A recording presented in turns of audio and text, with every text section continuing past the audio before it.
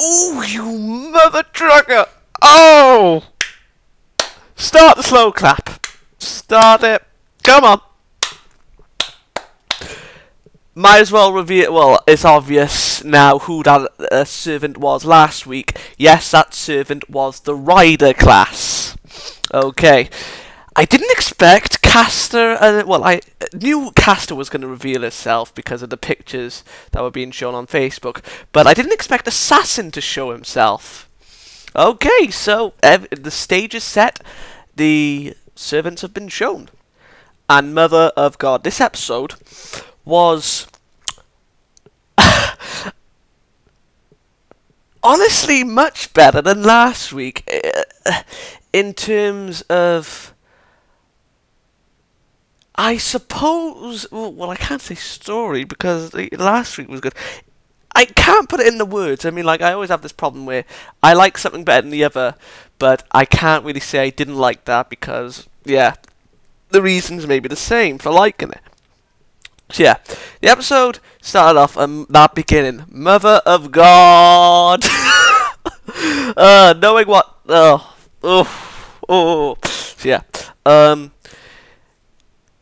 yeah, at the beginning, Archer was escorting Shiro home because Rin ordered him to, and then basically we were finding out Archer's beliefs with the Holy Grail War.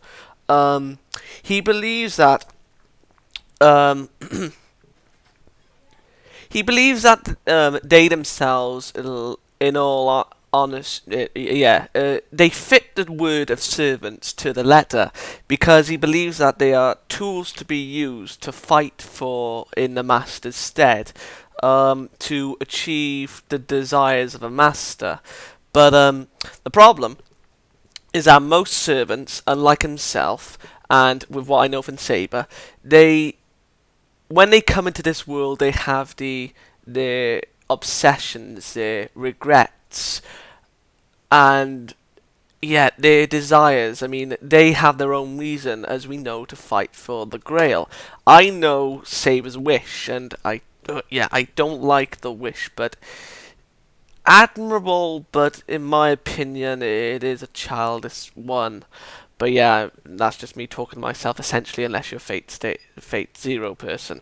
But yeah, we find out that Archer became a hero, fulfilled his dreams, essentially, died, and then became a heroic spirit. He's probably out of the 14... Well, can I say 14?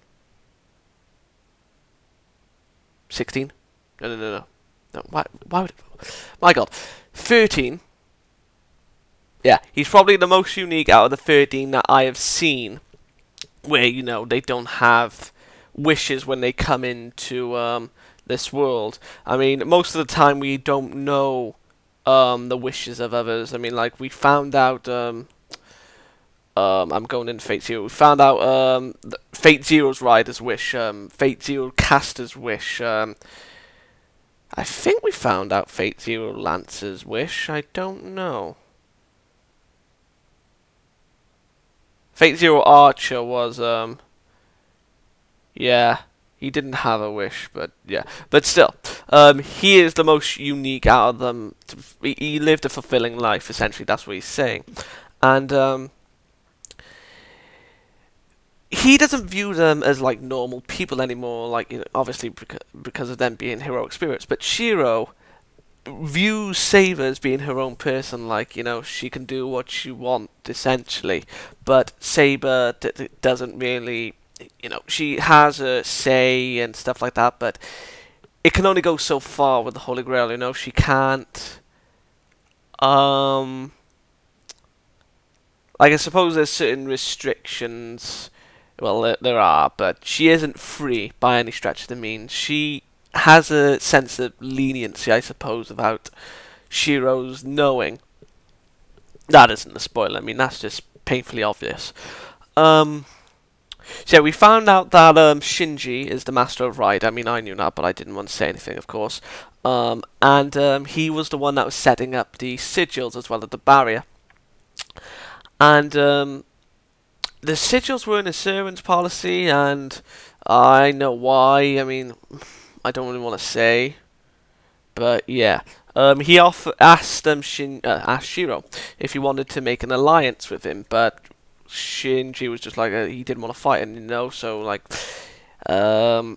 Shiro was like, if you're not fighting, I don't need to ally myself with you. So yeah, and because Shiro was fighting for the Holy Grail War, he wants Sakura out of the house, and that I don't really understand. I mean, there isn't really a brother and sister bond. I mean, I know the real reason why, but even with that knowledge, there still isn't one there. I mean, I don't see what Shiro would have to gain from Sakura if Shinji. No, if he did care, he would obviously have. There's nothing to be gained because Shinji doesn't care for her.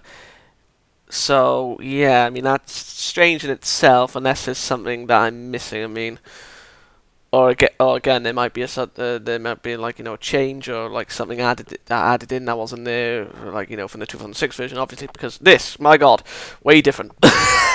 So yeah, Shiro was practicing his trait enhancement magic, strengthening magic rather, and Saber came in because she was like curious. Oh yeah, and Saber was angry with Shiro coming home late, but well, Emiya rather. Emiya coming home late. Shiro is his name. Jesus.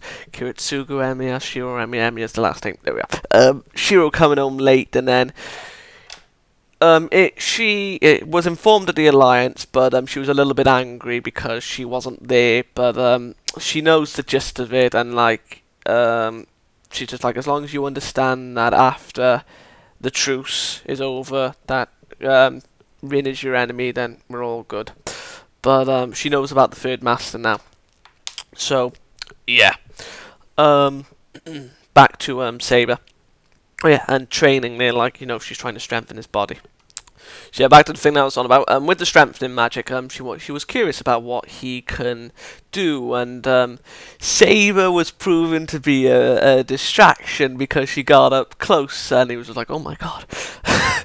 And then moves away, and he can't concentrate because she's there, and she senses that, which is very talented of her, very clever of her, I suppose. But I don't think she sees it as a well, how should I say it?